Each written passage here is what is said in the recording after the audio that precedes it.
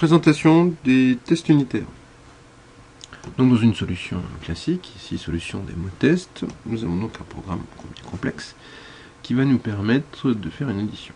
Donc ici on retrouve un namespace, un programme. Ici nous avons donc un bloc de code.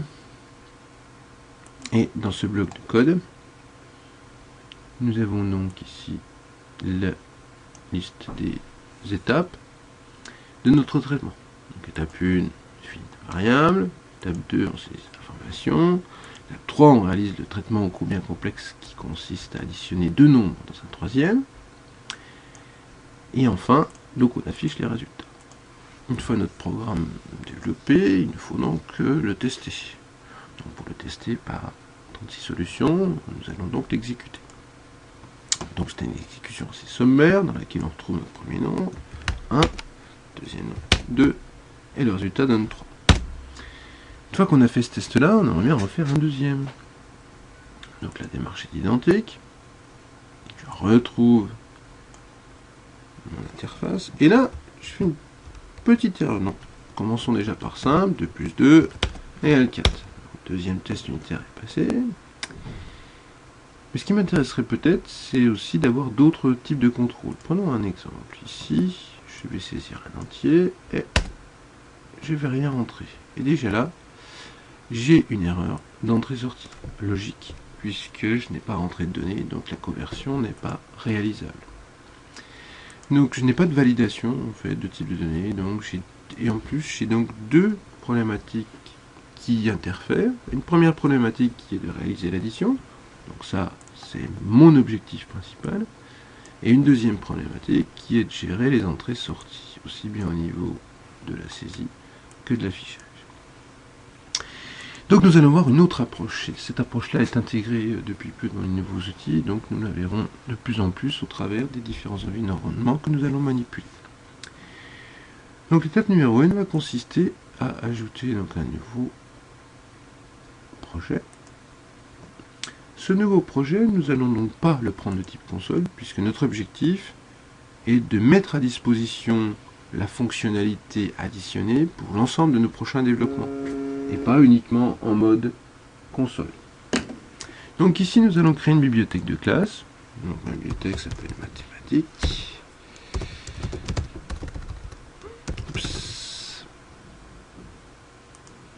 Cette bibliothèque de classe va me permettre de stocker toutes les méthodes, toutes les fonctions, qui sont les traitements d'opérations de base sur les mathématiques. Donc ici, il y a encore un temps de latence dû à la gestion du contrôle de code source par le serveur TFS. Donc il nous suffira de créer des méthodes adéquates qui correspondent à notre besoin. Donc ici, je vais simplement renommer ma classe pour éviter tout problème de compréhension. D'opération basique. On veille bien sûr à ne pas perdre l'extension. Donc ces opérations basiques, j'ai donc une première opération basique qui va être additionnée. Pour rappel, ce sont des verbes puisque ce sont des actions. Donc si j'écris additionner, bien évidemment, j'ai une petite erreur qui me dit tiens, c'est bizarre, c'est quoi? Donc nous on sait ce que c'est, puisqu'on sait que c'est une opération dans laquelle on va passer deux paramètres. Quel type? Un nom ou un autre nom. Ici, c'est assez clair en termes de typage, c'est que ce sont deux entiers. Oups.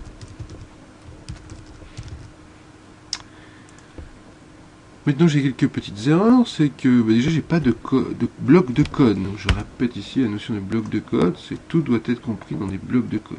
Ici j'ai donc un bloc, ici j'ai donc un bloc, et ici j'ai donc mon bloc addition. Donc là c'est pas trop mal.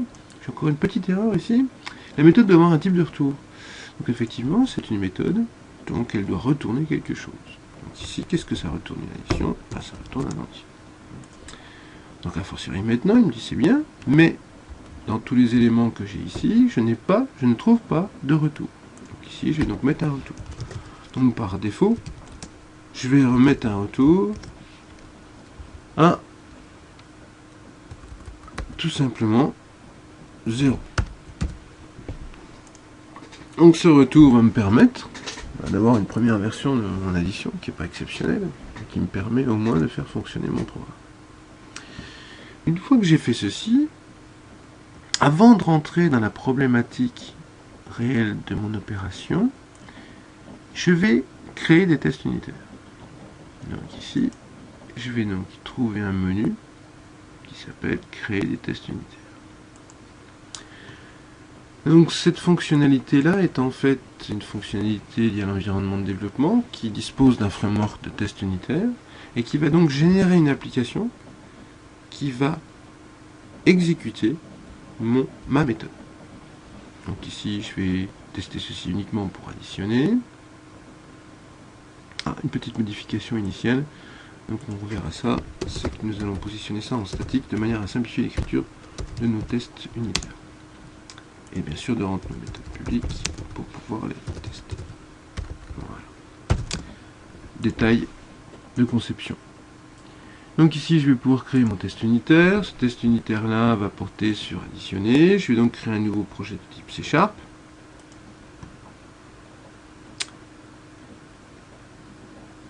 Donc ici c'est test projet donc mathématiques. Donc ici même problématique, le contrôleur de code source va donc identifier qu'il y a des nouveaux composants à rajouter et va prendre un peu de temps pour les rajouter. Donc vous voyez qu'ici la méthode additionner se verra donc adjoindre un test unitaire qui me permettra de rentrer des valeurs et de voir si le résultat attendu est bien celui que je reçois. Donc ici mon projet, mon application de test unitaire est en train d'être générée. Et donc nous retrouvons un nouveau projet avec un ensemble d'éléments. On retrouve par exemple ici la notion de Unit Test Framework qui permet de bénéficier de fonctionnalités de framework. On retrouve ici une référence à nos mathématiques. Et on retrouve un programme C# écrit, généré, qui contient quelques éléments dont nous allons regarder le contenu. Donc ici je retrouve des éléments liés à mon application de test et je retrouve mon fameux test unitaire. Ici j'ai bien une méthode de test qui s'appelle additionner test, qui passe en paramètre un nombre, c'est mon premier paramètre attendu, un autre nom, deuxième paramètre, on va définir la valeur que nous attendons en retour, et enfin, nous allons appeler la méthode additionner avec ces deux paramètres, et nous allons comparer les résultats. Donc ici par défaut, le programme généré vous indique que le test n'est pas concluant, puisque nous n'avons pas modifié les éléments. Donc ici directement, je vais pouvoir mettre un jeu d'essai. Donc ici, je vais faire 2 plus 3. Et a priori, ceci devrait faire 5. Donc ici, à noter que je n'ai pas encore travaillé sur la logique de mon programme. Simplement, je suis en train d'étudier les tests qui me permettent de valider, ou qui me permettront de valider mon développement. Donc ici, j'ai terminé mon travail, puisqu'il consiste à définir un test unitaire. C'est fait. Donc je vais générer ceci. Et maintenant, je vais aller voir pour exécuter ce test. Donc plusieurs possibilités. Là, on va faire la première simple. Donc ici, si je fais clic droit, j'ai une possibilité qui s'appelle exécuter les tests. Donc j'exécute mon test. Et là, mon test est exécuté, mais j'ai une erreur. J'attendais 5 et j'ai eu en réel 0. Donc allons voir le détail. Le détail, il n'y en a pas beaucoup, simplement j'ai l'information comme quoi il n'y a pas beaucoup. Il y a une différence entre ce qui est attendu et le réel.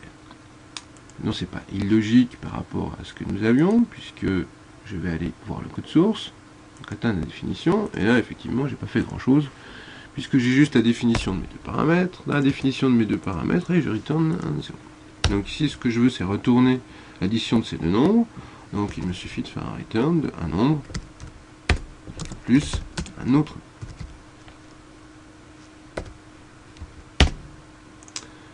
Je génère, et là cette fois-ci, je n'ai plus qu'à retourner dans mes tests unitaires et à réexécuter ce test unitaire. Et là, c'est une réussite. Si on regarde bien cette méthode de travail, je peux donc facilement créer un autre test unitaire qui va me permettre par exemple d'additionner test 2 et d'obtenir un autre résultat. Donc ici, on va faire une mauvaise addition. Et dans cette mauvaise addition, ben, cette fois-ci, on ne va pas regarder si c'est égal, mais ce que nous on va attendre, c'est qu'effectivement, ça soit pas égal. Et si c'est pas égal, c'est donc un succès, puisque je sais, moi, que 2 plus 3 ne font pas 6. Donc maintenant, nous avons plusieurs tests, un test dit positif et un test dit négatif. Donc on va enregistrer ça et générer notre application.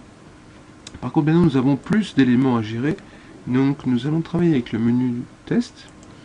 Dans test, nous avons un ensemble de fenêtres, et dans fenêtres, nous avons l'affichage des tests. Alors cet affichage des tests est une interface qui nous permet d'avoir tous les tests présents dans la solution. Et donc de réaliser soit une sélection multiple et une exécution de tous les tests, soit une sélection simple et un debug des tests. Et donc l'intérêt c'est de pouvoir débugger ces tests afin d'analyser le comportement de notre méthode ou du test. Donc ici exécutons nos deux tests. Et on obtient bien une réussite sur nos deux tests. Voilà pour cette démonstration. Donc, retenons simplement la chose suivante, c'est que les tests unitaires vont me permettre de faire une approche, non pas de développement, en essayant de résoudre la logique avant de la tester, mais l'inverse. J'écris d'abord des tests unitaires, et ensuite, je traite ma logique. Les opérations seront les mêmes dès lors que nous voudrons ajouter de nouvelles méthodes dans mes opérations basiques. Donc ici, à titre indicatif et à faire pour la prochaine fois, on va rajouter une méthode qui s'appelle multiplier.